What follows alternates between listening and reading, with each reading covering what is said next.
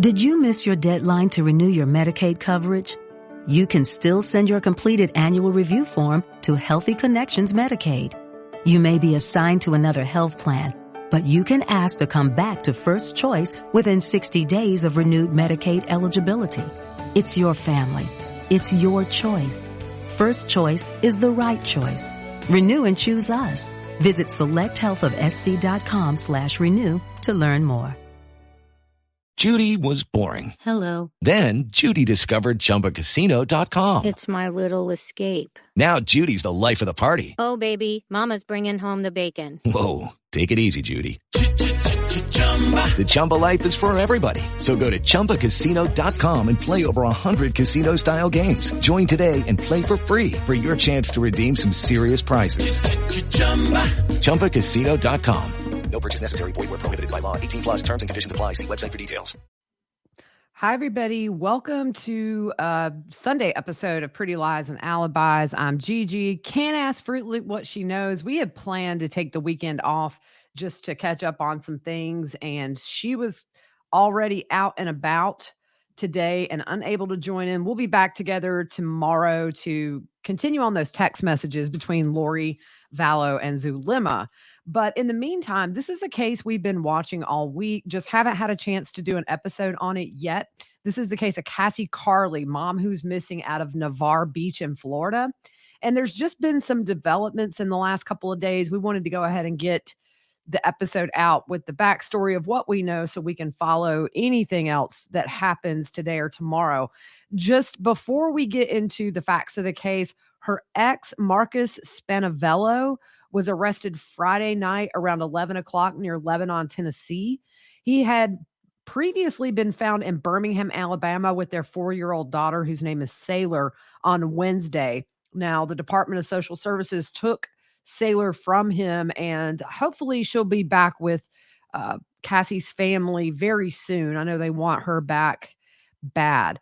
The reason that Marcus said he was in Birmingham is he says he works in the area, but the distance from Birmingham to where they found him in Lebanon is about 217 miles, or roughly a little bit more than a 3-hour drive. So you have to wonder, why was he found up there? So right now they're holding him on charges of tampering with evidence, giving false information concerning a missing persons investigation, and destruction of evidence. There was a search yesterday, and there is one today at Navarre Beach. And today, the Santa Rosa Sheriff's Office joined in.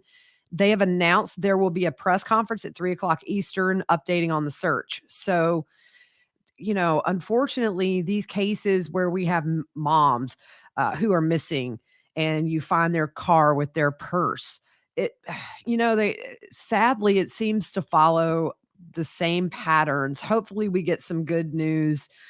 So we'll hold out hope until we're told we don't have any hope. So let's kind of go back and to what we know as of now, as far as the facts leading up to her disappearance. She was going to a custody exchange with her ex near a restaurant called Juana's Grill in the parking lot. And she was supposed to meet him on Sunday at 7 o'clock in the evening. And according to her sister, Marcus changed the location at the last minute to Navarre Beach, which is a little bit closer to where she had been staying with her dad. And her sister said the location was kind of dark.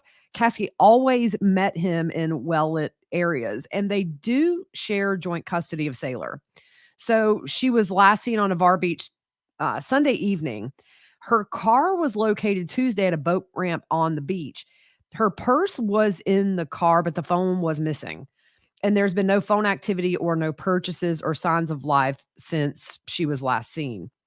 The investigation, according to authorities, has expanded outside of Florida, and the FBI has joined in the search. So her dad became worried and texted her around 9:40 on Sunday night. And he said, "Cassie, I'm trying to call you. What's going on?" So he sent another text to her phone that says, "I'm freaking out. Call me as soon as you get this message." Now, this is very familiar. And a reply came in from Cassie's phone. It says, "I'm sorry. Car was acting up and I broke my phone. Marcus is working on it. I will stay at his place tonight. He is paying me money to do some stuff around his house." And her dad replies, "Are you in PCB?" Not sure what that means. The response from Cassie's phone was, "No, the screen is jumping all over the place. Let me see if he can get this fixed and I'll call you." So her dad responds, I'm going to sleep. I just need to know my girls were all right." So the next day at 5:18, a message is sent to Cassie from her dad. "Were you at Sister Sledge?" And her dad reported her missing. After that, the family says the texts aren't the way she writes and not something she would say. And that's very familiar in these cases where you have somebody texting as if they are the victim or the missing person. You kind of wonder at what point are these guys going to watch the news, and women, and see you might get away with it for a few days, but they're going to bust you. So when Cassie's dad tried to call Marcus, he didn't answer the phone, but he texted back saying, "Yeah, Cassie was having troubles. I was going to help her with her phone, but she ended up getting all upset and acting crazy." So the one thing is, with them having the car, I assume they're going to look and see if that car had any kind of mechanical trouble. That's pretty easy to either prove or disprove. So Cassie's friend and her sister, Ray Ann, spoke to WFLA, and her sister feels like the story of the car and phone trouble makes no sense. She said that Cassie would have walked to the nearest gas station before she asked Marcus for any kind of help in a situation like that. And the Santa Rosa County Sheriff's Office said Marcus was the last person to see her alive. Investigators, as we know, found them Wednesday in Birmingham. And let's see here. Her sister also said that Cassie was in a really good place emotionally and physically, so they don't think that she disappeared on her own. Her brother Anthony said that Cassie had told him for the past 2 years that Marcus was threatening her, and told him if anything ever happened to her, it was Marcus, which is always a pretty big statement. When somebody voices that, they feel so unsafe. It's so sad. And Sam Porter, who's a friend of Cassie's, told Channel 3 that Marcus told Cassie's dad he dropped her off at his house. And obviously he says that's not true. Her sister shared a text that allegedly came from Marcus on social media, where he claims he told investigators that Cassie asked to be dropped off in the middle of nowhere in Destin with their daughter. So that's kind of the facts of the case as far as right now. I'm going to be keeping an eye out for that press conference at 3:00. With any updates, I'll probably just hop on and do a YouTube short to update what's going on if we get any new information. But as of now, the daughter is safe. She is accounted for and in protective custody as far as we know.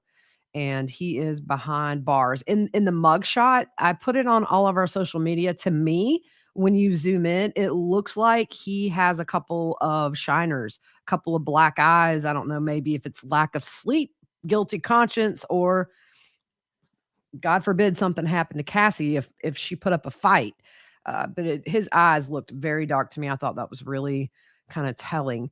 All right, guys. So that's the facts as we know them right now. We will update you later this evening on this news conference, and hope you guys have a good Sunday afternoon, and be safe. Judy was boring. Hello. Then Judy discovered ChumbaCasino.com. It's my little escape. Now Judy's the life of the party. Oh, baby, mama's bringing home the bacon. Whoa, take it easy, Judy. The Chumba life is for everybody. So go to ChumbaCasino.com and play over 100 casino-style games. Join today and play for free for your chance to redeem some serious prizes. ChumbaCasino.com. No purchase necessary. Void where prohibited by law. 18+ terms and conditions apply. See website for details. Wells Fargo presents one of the surest ways to grow your money.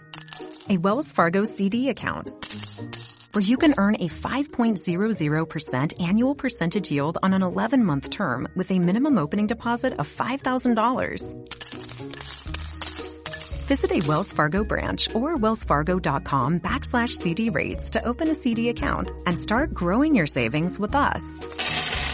Wells Fargo Bank, N.A., member FDIC.